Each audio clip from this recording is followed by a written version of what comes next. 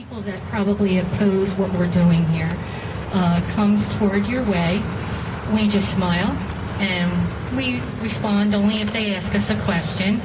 We never antagonize. You know, there's some things that might come your way to your vision, and you can move your eyes in another way. You can remember the person that did it, put it in your memory bank, and if you're a person of prayer, you can pray for them. That's what I like to do, and then I can see their face sometimes in the middle of the night. It wakes me up, and I pray for them. So if you have any questions at all, feel free to ask anybody that looks official. I'm here to answer questions. Janet's here, and any of those speakers, okay? Thank you for that. And now we're going to turn over the microphone to Pastor Bob again. Thank you, from New Covenant Church in Trapp. I was honored when I was asked to be a speaker here today. I do believe these are important issues. In many ways, this is both a sad and wondrous day. It is wondrous because today we are seeing denominational walls come down. And we are seeing people who are rallying for a common cause, no longer being separated by theology, but embracing one another and saying, if we can unite as one, we can have a victory when it comes to issues in our nation. It is a sad day in a way as well, because it's hard to imagine that when the church fathers established this great nation, that one day they would envision a day when we would have to stand up and rally for religious freedom. Our country, we know, was founded by those who wanted to be able to freely worship God, to practice their faith without interference from the government. Certainly we know the stories of those who lived under the vacillating monarchies of England, that each and every monarch would impose their religion on all the people. Lives were lost as monarchs would change and new churches were imposed on people. Finally, the Church of England, where the king himself said, this is how all people will worship.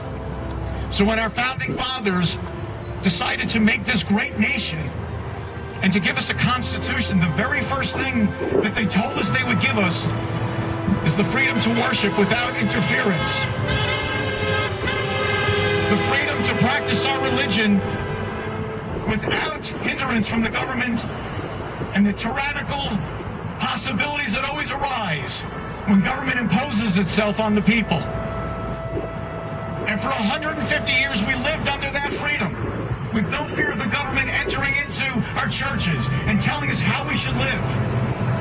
The strength of the United States has never been in our bombs and in our guns, although I believe in a strong military. The strength of the United States has never been our economic strength, although we certainly need to be a responsible fiscal nation. But the strength of our nation has always been in our humility before Almighty God. Let me read to you some quotes of some of these founding fathers.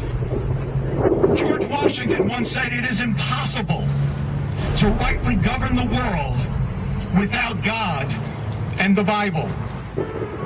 James Madison said, we have staked the future of the American civilization upon the capacity of each of us to govern ourselves according to the 10 Commandments of God. Benjamin Franklin once said, I have lived long, sir, and the longer I live, the more convincing proofs I see of this truth, that God governs in the affairs of men. Today we hear so much of the separation of church and state.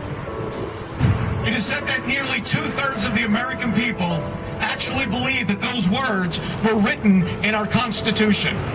70% of Americans believe the words separation of church and state are in the Bill of Rights.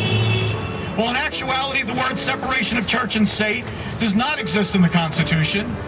It is not in the Bill of Rights. It is not in the Declaration of Independence. The words were penned by Thomas Jefferson as he wrote to a small Baptist congregation in Danbury, Connecticut. They were concerned that the government would extend their reach into the church and limit the way in which they could worship. And Thomas Jefferson wrote a letter to them ensuring them that there was a separation of church and state to protect the church. Not to keep God out of the government, but to keep the government out of the church. And that's where the term separation of church and state actually comes from. Of course, there is one other place where you will see that expression used in the formation of a government. And that's in the Communist Manifesto. That's where the idea of separation of church and state really exists. And isn't it funny that today our government, who certainly loves to collect our revenues, they tax our income, they tax our property, they tax our lives. And although they love to collect our revenues, they tell us that people of faith, although we want your money, once we build a building, you're not allowed to exercise your faith in that building, where your money has been used to build it in the first place. Thomas Jefferson, who many people think was the one who orchestrated and created the idea of separation in church and state, wrote these words: "It is God who gives us life and God who gives us liberty." It was Thomas Jefferson who actually said, as governor of Virginia, we will dedicate one day a year to prayer and to thanksgiving to Almighty God for his blessings.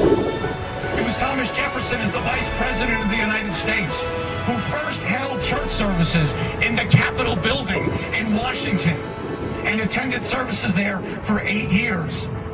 If it was the intent of our forefathers to keep God out of government, don't you think those who actually signed the Constitution, those who actually wrote the Constitution, would understand that they were not allowed to worship in these buildings, that it was a secular government?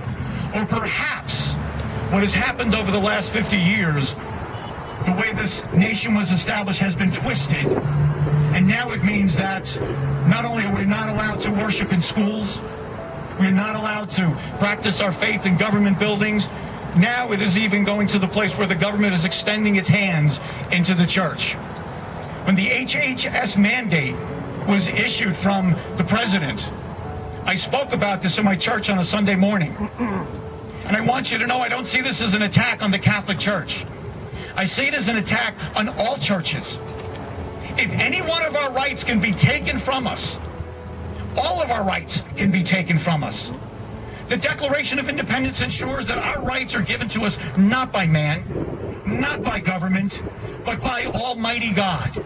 And that is how we are considered to be equal, because we were all created by the same God.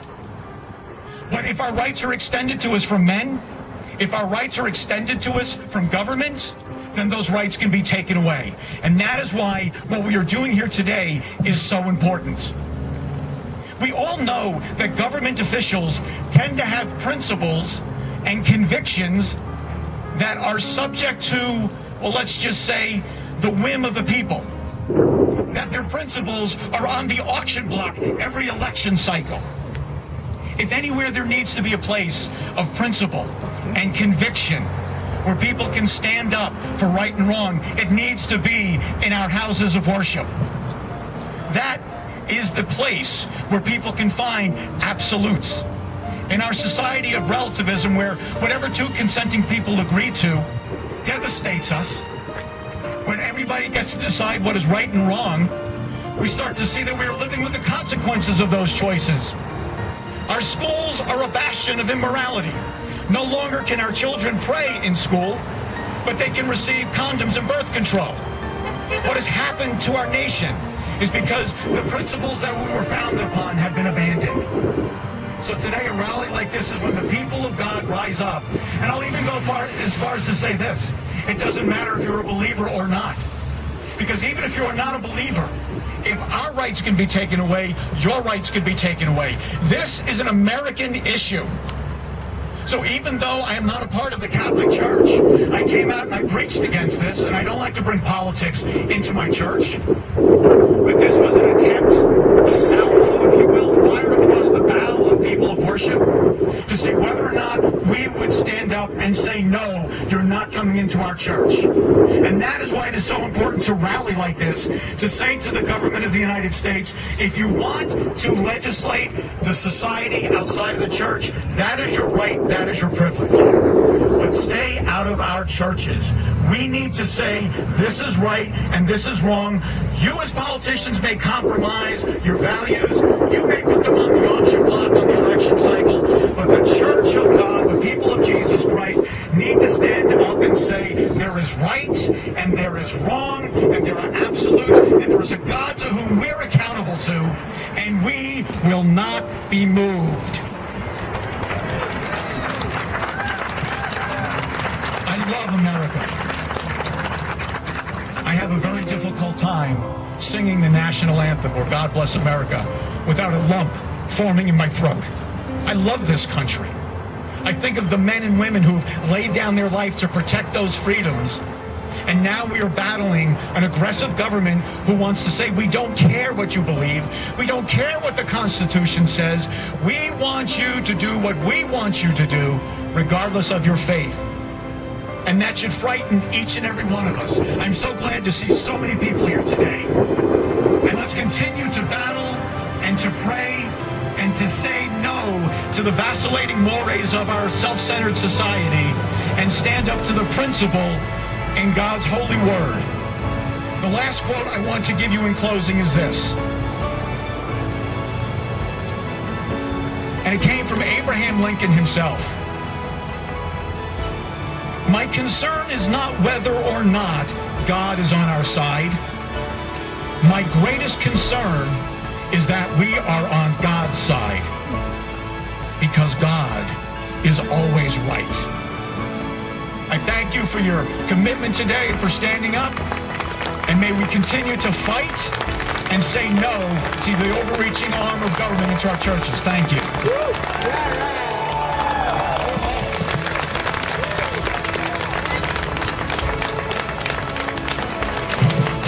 Well, thank you, Pastor, so much. Beautiful, beautiful words. And we want to remember those words too. Government, stay out of our churches. Government, stay out of our churches. Government, stay out of our churches. And while we have the drill over there quiet, I promised 3 wonderful men who stopped drilling, we would pray for them. So I'll give you their names and you can pray your prayer for them when you want to, and I will mine. John and Pat and Fernando, thank you for the silence. God, thank you. We do. And I'd like to bring Catherine back up for God Bless America. And you're allowed to cry.